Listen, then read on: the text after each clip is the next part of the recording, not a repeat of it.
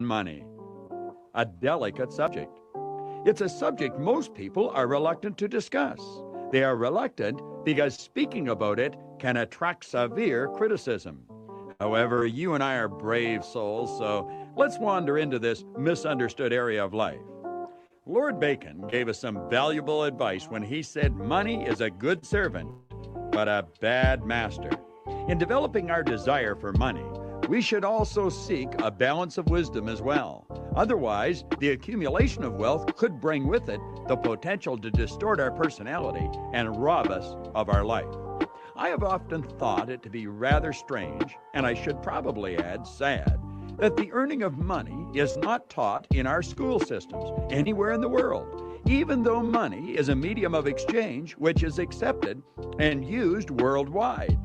The frequent response to this kind of thinking is, why should we teach earning money as a subject in school? Everyone already understands how to earn money. However, that is not correct. The sad truth is that 97 out of every 100 people are born, they live and die without ever learning how to earn money.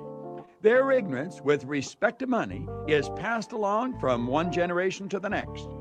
Conversely, the 3 or 4% of our population who do understand how to attract wealth pass their prosperity consciousness from one generation to the next. It is time for the 97% group to wake up. If you are part of this group, understand you can learn how to earn money, all the money you want, and it is no more difficult than learning how to drive an automobile. The masses find it strange that there are people who have learned how to pilot rockets to the moon, but have not learned how to accumulate wealth. However, there is nothing strange about it. Being competent at one thing, regardless of what it is, does not mean that you are competent at everything. This message on money has not been made for everyone. It is intended for the 97 out of every 100 who want to earn money but have not yet learned how. This message has nothing to do with interest rates, investments, stocks, or bonds. This power principle is about the cause of wealth. Many years ago, George Bernard Shaw spoke out about money. He made a couple of statements which have caused numerous arguments. Permit me to share them with you. 1, it is the duty of every person to be rich. And 2, it is a sin to be poor. Well, what thoughts do those statements stir in your mind? What is your immediate reaction? So much time has passed since I first heard those statements, I do not remember if I reacted to them or if I sat back and objectively thought about them, wondering what Shaw meant. I probably reacted. Most people do. My reaction was very likely negative as well. I don't suppose it matters how I reacted since it was 20 or 30 years ago. However, you must admit, these are two very powerful statements. Statements you and I should understand if we are interested in earning money, especially if we are interested in earning money. Before we reject these statements as being ridiculous, analyze them. Let's listen to those two statements again and attempt to understand them. 1, it is a sin to be poor. 2, it is the duty of every person to be rich. To properly understand what Shaw was saying, you must first have an open mind. Second, you must remain objective. And third, you definitely will require some understanding of the natural laws of the universe. These laws are frequently referred to as divine laws. One of the basic laws you must understand is the law which states, everything is moving, absolutely nothing rests. You are either moving ahead in life or you're going backwards. It's grow or die, create or disintegrate. You are becoming richer or poorer. Now, there's a second law which is referred to in many different ways. Karmic law, sowing and reaping, cause and effect, action, reaction. How you refer to this law is of little importance, but the understanding of how it works is vitally important. The thoughts, feelings, and actions that you express in life are the seeds that you sow. The conditions, circumstance, and things that come into your life is the harvest you reap as a result of the seeds that you sow. Hold those thoughts for a moment while we investigate the deeper understanding of the words sin and money. Sin is transgression of the law. Violating the law is a sin, and the price of sin is death. That does not mean your heart will stop beating, but it does mean you will go backwards. Remember the law which states that you will either be creating or disintegrating, you'll grow or die. When you attempt to get without giving, you are trying to reap the harvest without sowing the seeds. It will not work. That, my friend, is a sin. You go backwards. Now, let's look at money. What is it? Money is a reward you receive for the service you render. The more valuable the service, the greater the reward. Attempting to get money without providing service is a violation of the law. George Bernard Shaw believed you and I were put here on the planet to serve one another. Thinking of ways we can be of greater service will enable us to grow intellectually and spiritually. It is our duty to serve, and money is a reward we receive for that service. If a person has received their money in an unlawful manner, don't think for a second that they are on the right track. They must pay the price. You reap what you sow. You might see the money they have and the things money will buy, yet never see the price they pay. But they will pay. That is the law. Every thinking person will agree that in the light of the law, what Shaw said is correct. However, that is where the problem begins for most people. They do not think, and if a person is not thinking, Shaw's statements would appear very callous, even ridiculous. Personally, I believe Shaw made those statements the way he did to provoke people into thinking. The Apostle Matthew in the Christian religion did essentially the same thing 1900 years before Shaw. Matthew stated, "To him who has shall be given, and he shall have abundance. But from him who does not have, even that which he has shall be taken away." At first glance, that sure doesn't sound very fair. Matthew is saying that the rich will get richer and the poor poorer. People who believe that this is unfair are people who view abundance as something that is being doled out. To them, Matthew's statements would have to appear grossly unfair. If, however, you see abundance as something one attracts, the entire picture would change and it would be very fair. The prosperous person will be thinking prosperous thoughts and attracting more of the same, while the poor person will be thinking thoughts of lack and limitation. They too, by law, will attract more of the same. Quite simply, what Shaw and Matthew were emphasizing was the importance of our own responsibility in the quest for abundance. Abundance is something we magnetize ourselves to. We draw it into our life. That is abundance in every aspect of our life. Business associates, friends, everything we want will come into our life by law, not luck. You are either attracting or repelling good. It is your own consciousness that ultimately determines your results. Now, I said earlier, and I repeat, money is in consciousness and it must be earned. That is a statement you must understand if you truly desire to attract money into your life. I personally consider Napoleon Hill's book, Think and Grow Rich, to be one of the most complete works ever compiled on the accumulation of wealth. I have carried the same copy of that book with me for over 30 years. I read a bit of it almost every day. In the publisher's preface of the book, it is stated, Think and Grow Rich conveys the experience of more than 500 individuals of great wealth who began from scratch and with nothing to give in return for riches except thoughts, ideas, and organized plan. It clearly states that this book contains the entire philosophy of money making. Now, the point I want to bring to your attention is this. Think and Grow Rich has 15 chapters, and not one of those chapters is titled Money. In fact, the word money is not even mentioned in the title of any one of the chapters. The last chapter has 8 words in it, but money is not one of them.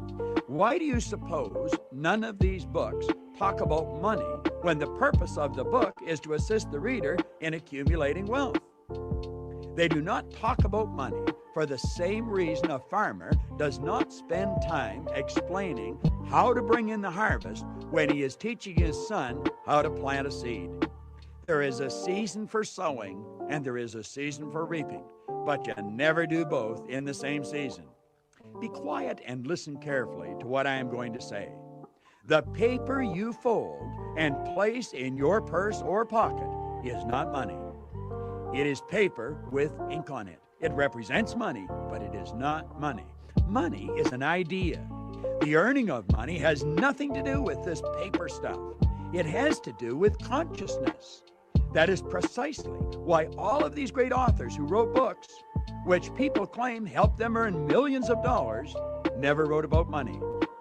You must become very comfortable with the idea of money. Now, that may sound strange. However, most people are not comfortable with money, which is why they do not have any. Listen carefully to conversations about money. Most people will apologize or give some form of justification for wanting money, if in fact they will even talk about it.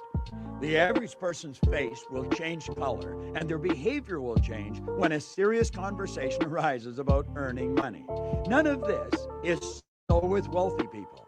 Wealthy people are aware that money is a medium of exchange and they treat it as such. They respect it. They feel very comfortable with money and they are quite at ease talking about money. They keep money in its proper place. They remain the master and money remains the servant. When wealthy people experience a financial problem in their life, which is not uncommon, they possess the wisdom to focus on the cause of the problem.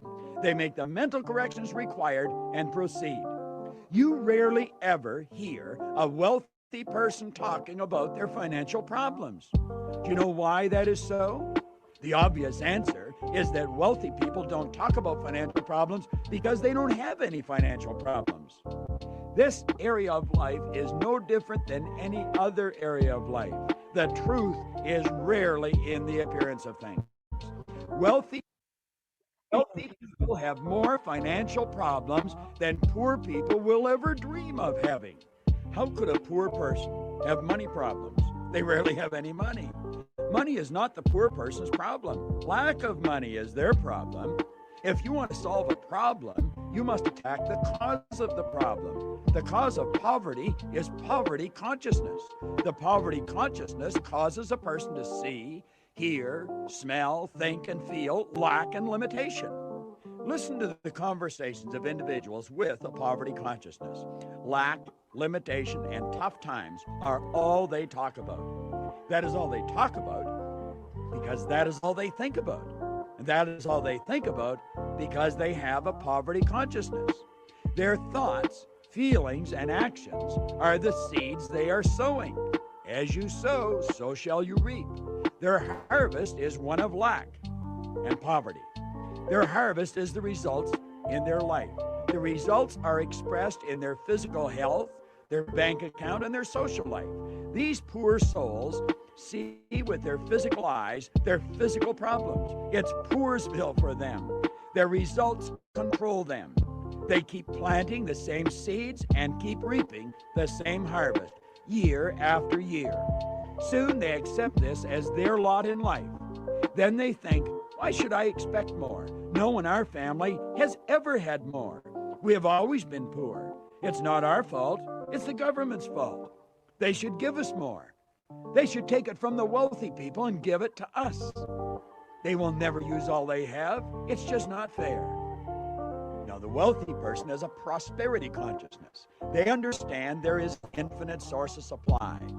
They are acutely aware of the fact that if they are experiencing a problem with the harvest, if there is not sufficient or more than enough harvest to meet all of their needs, they are the cause of the problem. Perhaps they have not properly prepared the land, sown sufficient seeds, or sown seeds in enough fields. They loathe lack and limitation. They demand the abundant, good life, which is their birthright. And when they experience any less, they take full and complete responsibility for their position. Blame is not part of their way of life. They will not talk about lack because their prosperity consciousness will not permit it. They know that talking about lack is sowing seeds for more of the same. They immediately begin to brainstorm with other individuals who have a prosperity consciousness about other crops they want to harvest in the future and where they should begin sowing. Mike Todd, the famous movie maker who died years ago, once said, "Being broke is a temporary situation. Being poor is a mental condition." He was correct. There are wealthy people who lose every cent they have through a series of mistakes and judgment. That does not make them poor. They will have it all back in a short time because of their prosperity consciousness. Study research which has been done on poor people who win lotteries. In a short time, they have nothing left. Money cannot stay with a person who has a poverty consciousness. And by the same law, money cannot stay away from the person who possesses a prosperity consciousness. If you have any question in your mind regarding where your consciousness is, it is not difficult to find out. Be very honest with yourself and look at your results. Study the patterns in your life. Now, from this point on, our focus is to create a higher prosperity consciousness and to prepare for the abundant harvest.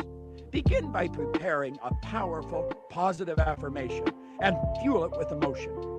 When you do this, you are depositing this creative energy in the treasury of your subconscious mind. By repeating this process over and over and over again every day, it will begin to mentally move you in the direction you want to go. Write it out, read it, feel it, and let it take hold of your mind. Now let's get serious. How much money do you want? Saying I want more is not good enough. $5 more is more. How much more? Decide on a figure.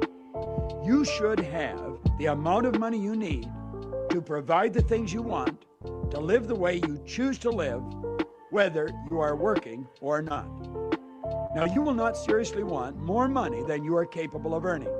But remember, you must earn it. FG plus E equals I. That is a formula you can use to become financially independent. I will repeat the formula for you and listen carefully. FG plus E equal I. The FG represents financial goals. The E represents expenses. The I represents income. So you set your financial goals, you add to that your expenses, and then you have the figure that you want to earn. Now, arriving at answers to some of these questions will probably take time. You're not going to answer them in 5 minutes if you answer them properly. When you seriously consider the positive impact this formula can have on your life, you will realize that it is most certainly deserves whatever time it takes. The FG establishes your financial goals. How much money do you want to have in 1 year, in 5 years, in 10 years?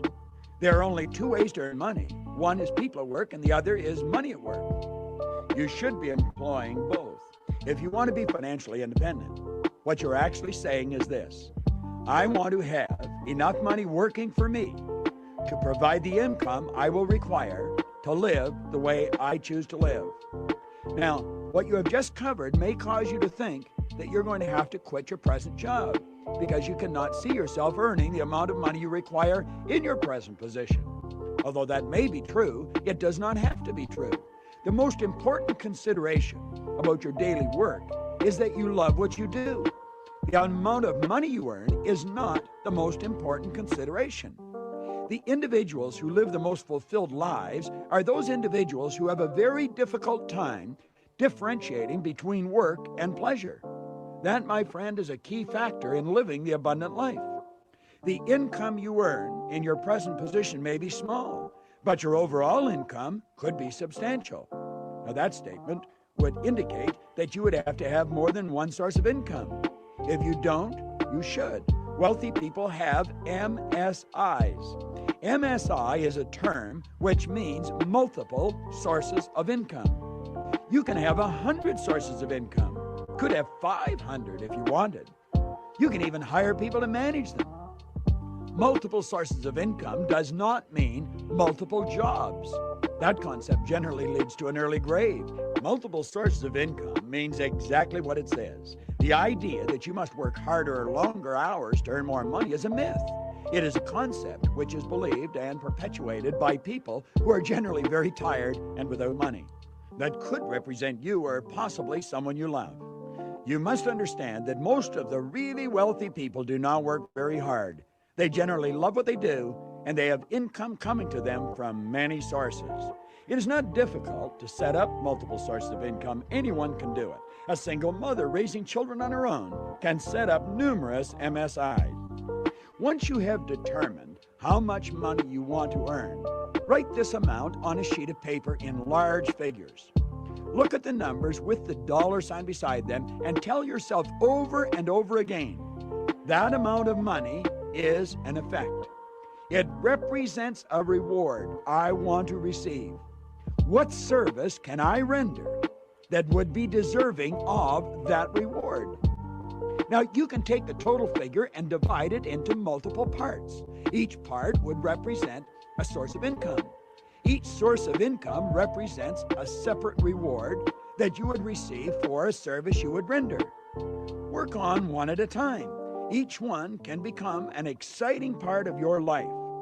What you are actually doing is thinking of different ways you can be of service to others. You must remember that money is a reward we receive for service rendered. When you understand this basic law, you will understand that the only time you must think about money is when you are deciding how much you want. From that point on, your entire focus, intellectually, emotionally, and physically, must be directed towards providing service. Think of how you can do whatever you are doing more effectively. Think of how you can improve on the quality and the quantity of service that you are rendering. Think of how you can help the people you are helping in a greater way. Remember, money is the ultimate servant. With money, you can provide service in 1,000 places at the same time. The more money you earn, the more you can help others. Remember this, poor people have a poverty consciousness. Wealthy people have a prosperity consciousness. A poverty consciousness will cause you to think and experience a lack of money. A prosperity consciousness will bring you great wealth. To develop a prosperity consciousness, follow the instructions you have been given. Decide exactly how much money you want. Break it into parts. Then forget the money and give all of your attention to providing service. The money must come. Ralph Waldo Emerson said something rich with truth when he stated, "The law of sowing and reaping was the law of laws." Find out what other people want and help them get it. Keep repeating your affirmations until you become truly comfortable with money. A prosperity consciousness will attract to you abundance, and abundance is your birthright.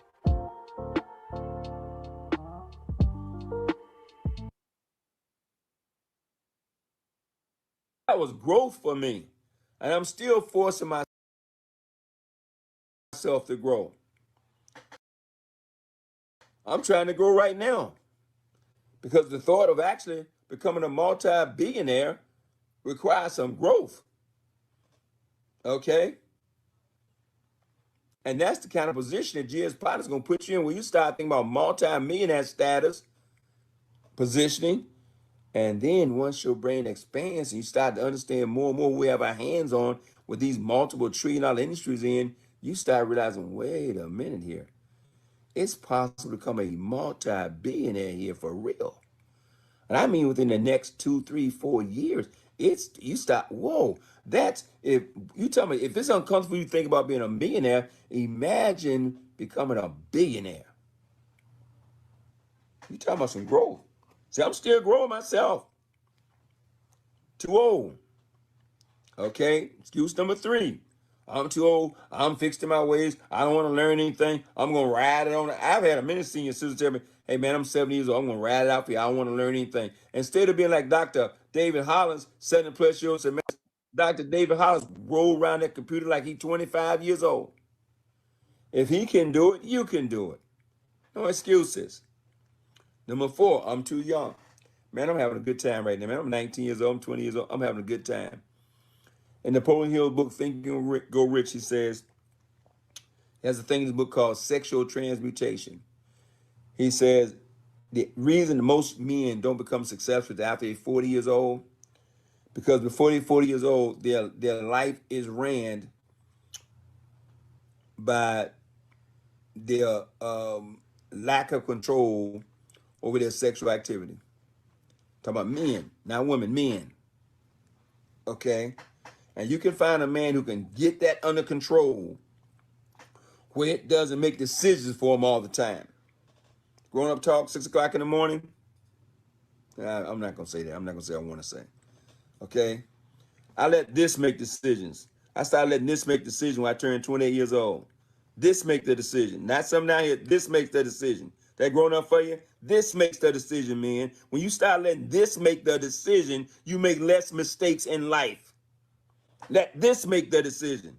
I'm talking to young guys, 18, 19 years old. It's tough to do, man, because this want to make the decision. You need this to start making decisions. The sooner you make this make decisions for you, the further you're going to get ahead in life. So most men don't succeed till after they're 40 years old, because finally at 40 plus years old, this starts making decisions. And you still got to challenge it with this. Why? Because we saw a guy in the White House where this stopped making a decision. He let that make the decision and brought down his legacy. Tarnished his legacy because what? This didn't make the decision. I'm going to get off that. Hey, Lucky, I'm going to tell you something, man. I love you guys, Dave, you and Don. I'm talking about, you guys don't know, man. I got to have you guys come in and speak on my freedom cause at some point, man, because I'm all about the dream, the struggle, the prize. I don't want to know your prize if you haven't had a struggle. That's why I love Brian Crumley. I want to know you struggle. I want to know you had to pay a price for success. I want to know, you're going to take me off topic. I don't want to get off topic. Okay, too young. Man, I thank God every day that at 20 years old, somebody offered me an opportunity, and I listened. And when I listened to the opportunity, I said, oh my God. And I took that energy at 28, 29, 30, that I would have spent doing whatever I would have spent it doing. Okay. And I channeled that energy into a business that took up that extra energy I had. So instead of running around the street, instead of being in a nightclub 5 or 6 nights a week, instead of partying all weekend, okay, I was chasing a dream with that energy. And because I was chasing that dream, when the speaker said, if you do today what others won't, you can live tomorrow like others don't, I bought into it, hook, line, and sinker. I believed it. And at 32, the wife retired. At 40, I retired. And they ain't had a job. It'll be 26 years on July 14th. God, man. All that energy I could have wasted doing crazy things. And I submit to you, I said out loud, I don't believe for a second that Val and I would have been married 40-some years if I hadn't gotten a dream at 28 years old. See, the dream focuses you, it harnesses your energy, it disciplines you, it does so many things. I'm going to get off topic. No excuses. Too young. Here's one. Excuse number 5. Tried that. Tried one of those deals. Tried something. Okay, excuse me. I tried. I got a pastor friend of mine right now, about 10 years ago, supposedly lost $2,000 and something, 10, 15 years ago, and he's never got back on the bike since. Scared to death because he lost $2,000 15 years ago. He's passed on opportunity after opportunity after opportunity to change his life and to change the lives of others, including people in his congregation, because 15 years ago, he tried something and lost a couple $1,000. Man, do not let your past equal your future. Okay? No one will remember your failures, but they will remember you succeeding. And I can tell you, I've tried a dozen opportunities, didn't work out well. But people remember me for the ones that I succeeded in. Okay? Don't let I tried something hold you back from the future. Don't let I tried something color what you're being presented right now with GS Partners. GS Partners is so different than anything in the marketplace, period, that's ever been presented.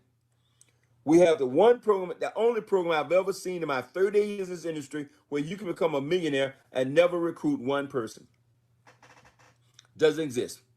I don't know any other program out there. We recruit. The day is going to come, if you're not there already, we recruit out of altruism. Because the fact of the matter is, I don't have to invite anyone into this program ever again in my lifetime. And because of the coins I've acquired in 8 months, because of my exchange of declining paper dollars into this ecosystem we have in place, I don't have to recruit another person in my lifetime. And you don't either.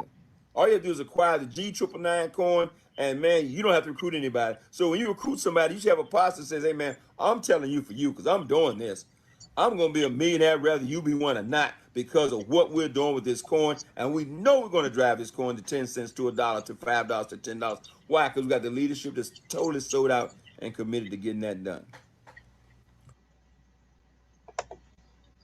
And this is the leadership that Mr. Best was talking about. Guys, connect with us on goldrocks.info at 10:45 Eastern Standard Time. We got the live power call along with live webinars at noon and 9 p.m. Eastern Standard Time. All right. Thank you guys for your time. I will see you guys on the next live stream. Let's connect. Get back with the person sharing this information with you. If that person is me, go straight to y1income.com and let's get you started today, tonight, this morning, this afternoon. Just depends on where you're at in this awesome world we live in.